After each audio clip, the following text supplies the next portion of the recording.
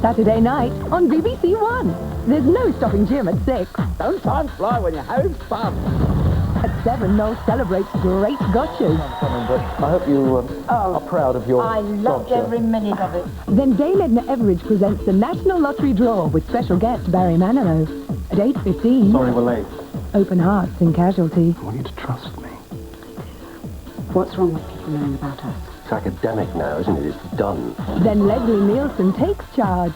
I'm Lieutenant Frank Drebin, Police Squad. With Priscilla Presley in The Naked Gun at 9:05. It's quite a tempting offer, Lieutenant. That's Saturday night on BBC One. In Look North in 30 minutes. Fury as councillors vote for a unit for expelled pupils on a luxury estate. Cumbria's farmers mobilise again in the row over the industry's financial crisis. And just call me Chief, the time-fired prof who's big in Ghana. That's all in Look North, BBC One, half an hour.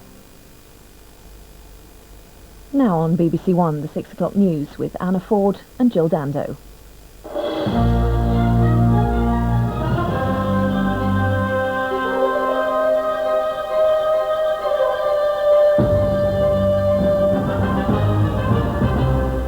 There's been devastation in the south coast town of Selsey after it was hit by a tornado.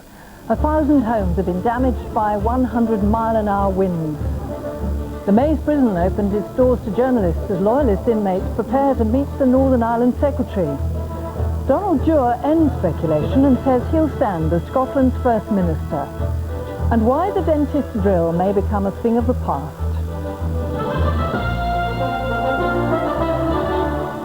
Good evening. The West Sussex town of Selsey has been clearing up the damage caused by last night's tornado in which 1,000 homes were damaged. Many lost their roofs.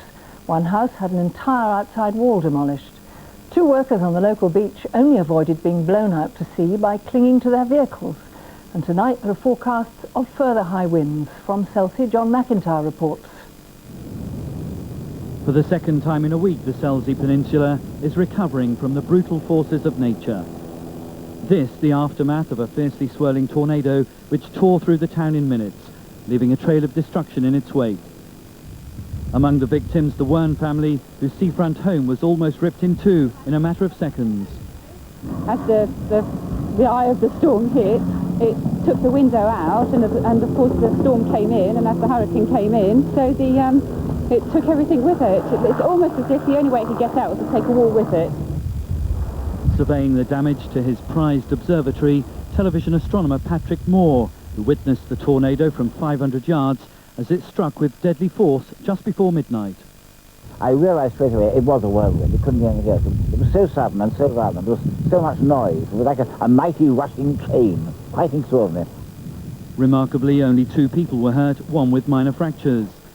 As for the properties, those not in the path of the tornado were unscathed. Others had tiles ripped from their roofs and masonry was sent flying. A school too has been closed after suffering structural damage. One motorist said he and his passengers had a miraculous escape. The tree landed basically on the bonnet of the car. It was a very heavy branch that flew across. And then tiles and everything was banging the side of the car. And it was basically everything was just circling. Emergency services and the local authorities, still repairing the sea defences destroyed at the weekend, are working flat out and will be on guard throughout the night against cowboy builders and looters. We are concerned that people may take advantage and, people purporting to be builders who are not quite up to the standards and qualifications that builders should have. And we're also concerned that such people may present themselves as builders but be in fact thieves taking advantage. Throughout the day, council workers have been assessing the scale of the damage and say only a few families have had to be moved. Still, there's concern about further high winds expected to hit the coast later. This was the second tornado to hit Selsey in a decade. But coming so soon after the storms which did so much damage at the weekend, the people here say they feel desperately unlucky. They're now involved in another massive repair operation which is likely to take days, even weeks. John McIntyre, BBC News, Selsey in West Sussex. Tornadoes aren't uncommon in Britain. It's estimated there were about 50 here last year. Most are very small. They cause little or no damage and blow themselves out quickly. Tornadoes as strong as last night's are rarely seen here. They're spectacular, dramatic, and they can be devastating. Tornadoes are freaks of the weather, tight whirlwinds like this one in Miami last year, with wind speeds up to 250 miles an hour, twice the speed of hurricane-force winds. It's no wonder they can lift cars, destroy houses and kill people. Tornadoes arise out of massive thunderstorms. The scene is set when a layer of cool, dry air lies on top of a layer of warm, moist air. In unstable conditions, the moist air can rise into the cold air, travelling vertically at up to 100 miles an hour. Eventually, the air cools and falls to Earth. The rising air is forced into a small funnel. The air pours into that funnel at the bottom and rises up, and as it pours in, it starts to spin round, exactly like water pouring out of a bath, but going upwards rather than downwards. Experts still don't know exactly what makes a thunderstorm spawn a tornado, and because they're so small and short-lived, they're hard to predict. Britain has about 50 small tornadoes a year, though most go unnoticed as they cause no damage. If global warming continues, there could be more. If global warming suggests that we may get increased thunderstorms or perhaps more severe thunderstorms, then the suggestion may be that we get an increase of tornadoes, but it's highly speculative at the moment. Chelsea has been hit by a tornado before. In 1986, it damaged 200 houses and cut a swathe 70 metres wide. But Britain has a long way to go before it matches America, where vulnerable areas suffer 1,000 tornadoes a year. James Wilkinson, BBC News. The Northern Ireland Secretary, Mo Mowlam, may meet IRA prisoners as well as loyalists when she visits the Maze prison tomorrow. She'll be trying to persuade the loyalist prisoners not to withdraw their support for the participation in the peace talks of the political parties which represent them. This morning, our Ireland correspondent Dennis Murray was allowed into the Maze, where he spoke to prisoners from both sides. H Block 7 and some of the hardest of the hard men on their wings of the block, entirely reserved for members of the largest loyalist paramilitary group, those Mo Mowlam will meet tomorrow. And today there was open access for a group of journalists and cameramen to the blocks, the wings and the inmates. All the prisoners at the jail are segregated into their paramilitary groups and answer to their commanding officers. They have 24-hour free association on the wings, but these Ulster Defence Association and Ulster Freedom Fighter prisoners are the focus of the future of the talks process. They voted for their political representatives to pull out of them. It's prisoners from this wing at H7 who'll be meeting Mo Mowlam tomorrow. They'll be representing the UDA and the UFF, and it's still not known what chances Mo Mowlam will have of persuading them to back the talks process. The prisoners today are flatly refusing to discuss the political issues. You must have an opinion on Mo Mowlam's decision to come to the prison. Do you welcome it? Do you think it's a good move? How do you feel about it? No comment on it. This is about the run as president. It's not about the Mo Mowlam. But there were some brief looks ahead to the meeting. Well, the door's open for all options are open. Hopefully we can come to some sort of arrangement. One of those who meet Mo Mowlam is Bobby Philpott, serving 15 years for attempted murder. I do not need to change my mind. I know what my mind is. Somebody has for the party to stay on the top. Others to attend the meeting are Johnny Adair, serving a lengthy sentence for directing terrorism, and Michael Stone, who murdered 3 people at an IRA funeral 10 years ago. The purpose of the access to journalists for the governor, the staff and the inmates was to show the authorities are in control of the jail and that it's as secure as any and more than most. The governor said Mo Mowlam's decision was brave and he absolutely guaranteed her safety. So were the prisoners' voices getting too much emphasis? Well, I think everybody's voice has got to be heard, and everybody's voice is very important. But the fact is that some of these people are the key to, I think, success of the peace talks. I mean, a lot of them are victims as well, bear in mind. I mean, a lot of prisoners in here have lost relatives during the Troubles, so they sort of see it from both sides, I would say. The IRA prisoners in H Block 8 said they backed Sinn Féin's approach to the talks, and they underlined how they see their role inside the jail. Our duty as political prisoners is to get out of here whenever we can, is to escape. And against that background, people need to look at, from the Great Escape of 1983, we have only managed to successfully achieve the escape of one other Republican prisoner, Liam Marvel, in December. You know, I think that speaks volumes about the ongoing daily battle that takes place between us and those whose job it is to keep us here. The IRA prisoners may meet Mo Mowlam, but the key encounter is that with the loyalists. For now, the focus of the peace process. But in their blocked stark reminders of the kind of crimes, to many atrocities, that have them in jail. Dennis Murray, BBC News, in the Maze prison. The Scottish Secretary, Donald Dewar, has ended weeks of speculation by confirming that he will stand for the new Scottish Parliament. His supporters hope he'll be elected First Minister, in effect, Scotland's first Prime Minister in 300 years. Tony Blair said Mr Dewar would be greatly missed in Westminster, but that he had an enormous contribution to make to Scottish and British politics as a whole. Donald Dewar had been anxious not to rush into a decision, and earlier this morning was still refusing to comment. But his announcement was made easier because Robin Cook, his main rival for the position of First Minister, had said he'd be staying on at the Foreign Office. It's a very exciting time for change in Scotland. We're at the cutting edge of constitutional advance, and I would very much like to be part of that. And it's a long way to go. All I've announced today is that I will be a candidate for selection. I've got to get selected, I've got to get elected, and we'll see how it goes.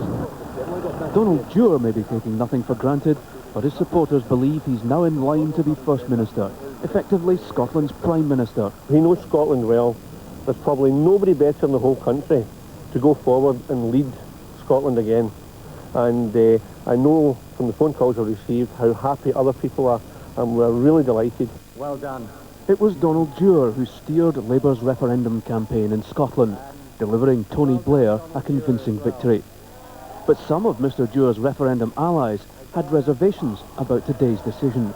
I think the Labour Party, in its arrogance, would do well to remember that all politicians have to submit themselves to the Scottish electorate, and the Scottish electorate in the future will decide who is and who isn't the First Minister of Scotland. It's the moment for decisions about the Scottish Parliament in Edinburgh. Tomorrow, Mr Dewar, as Scottish Secretary, is expected to reject the once favoured site at Calton Hill, choosing one at Holyrood instead. For Labour, Donald Dewar's announcement will help to signal the party's commitment to attracting high-profile politicians to serve in a Scottish Parliament. For Donald Dewar himself, it's further evidence that he regards the setting up of that Parliament as his main political achievement. Colin Blaine, BBC News, Glasgow. The Bank of England has decided not to raise interest rates, but some city analysts expect at least one further increase this year to stop the economy overheating. There's evidence from the high street that shops did better than expected in the pre-Christmas sales. The Confederation of British Industries said more than half the retailers it had surveyed said they'd done better than in 1996. The Prime Minister welcomed all 20 European commissioners to London today for the first meeting of Britain's presidency of the EU. Mr Blair said he planned to use the next 6 months to show his government's commitment to Europe's future. The Commission President, Jacques Santer, praised what he calls the Labour government's refreshing attitude to Europe. We have now reached our maximum speed of 300 kilometers per hour. At high speed, approaching the Channel Tunnel, the European Commissioners were on their way to a country long regarded by many as a rather awkward member of the European Union. Yet, there is now a sense that Britain, in new hands, is adopting a genuinely different approach to Europe. And as the Commission President, Jacques Santer, told me, Britain can make the EU seem more relevant. I think if the British presidency would bring this Europe closer to the citizens, also for the British citizens, then I think it would be a great success. For Tony Blair, the presidency is a chance to focus the EU onto issues like employment and crime, which should make people here feel more comfortable in the Union. A chance, after the hostility of the Conservatives, to highlight the benefits of membership. When you see these other countries knocking on the door trying to get into Europe and the European Union, you realise sometimes that the benefits of the European Union are often better appreciated by those outside sometimes than those inside. Go straight on, allez tout droit. Allez tout droit. Allez tout droit. The EU will certainly have a higher profile during the presidency. These officials in York are gearing up to host a meeting of European finance ministers, one of dozens of EU gatherings to be held up and down the country. The subject in York will be the single currency. Carrefour. Most of the EU is on the point of launching the euro. This foundry in Germany is poised to produce millions of euro coins. Ironically, Britain, which won't be in the first wave, will be presiding over the decision about which countries can join. There was obvious relief here today among the European commissioners that years of Tory hostility to Europe have now given way to what seems to be a more positive Labour approach. Yet Tony Blair takes up the presidency at an unusually sensitive time. and the rest of the EU may wait until the end of his 6 months before passing judgment. David Truckman, BBC News, Central London. 2 members of the European Parliament have been expelled from the Labour Party after criticising the government's welfare reforms and applying to join the Green Party group. Hugh Kerr received notification of his expulsion by fax in Brussels. This afternoon, his colleague Ken Coates denied he signed up to the Green Party. And the time's coming up 6:15, and later in the programme, why a decay-eating gel could banish the dentist's drill. The Chinese swimming team with a lot more to declare than they'd intended. And another balloon attempt to go around the world falls foul of fate.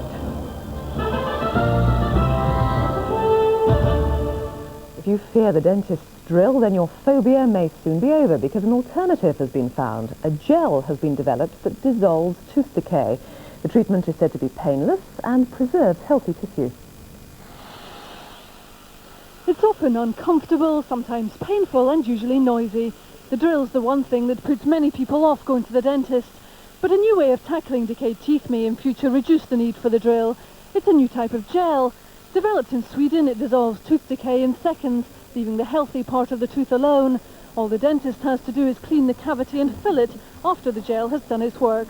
You put a drop of the gel on the area, you leave it for like 20-30 seconds, and then you scrape the decayed substance away with specially designed instruments.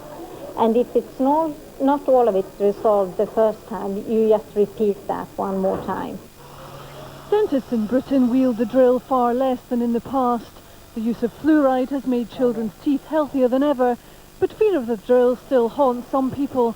Dentists believe the gel could help allay those fears. Anything that will make the patient less apprehensive of dentistry, and particularly children, and any way that we can get rid of decay in the most minimal fashion with hardly any drilling, and then being able to repair the tooth, I think is a great advantage. Patients were delighted at the prospect of the new treatment. I think it would be fantastic, and I really think it would make a lot more people ready to come to the dentist and have their teeth checked. Oh, it would be great. I'd probably go to the dentist more often because I wouldn't be hesitant about the pain and the sound of the drill. It'll still be needed for difficult cases, but the new gel is what every patient's waiting for. It should be on sale in Britain next year. Christy McGurty, BBC News. The International Red Cross is running an emergency winter appeal to help people in need in the former Soviet Union. The elderly are amongst the worst affected, and even those in homes run by the state often live in appalling conditions. Still alive, but barely living. The residents of Moscow's biggest state home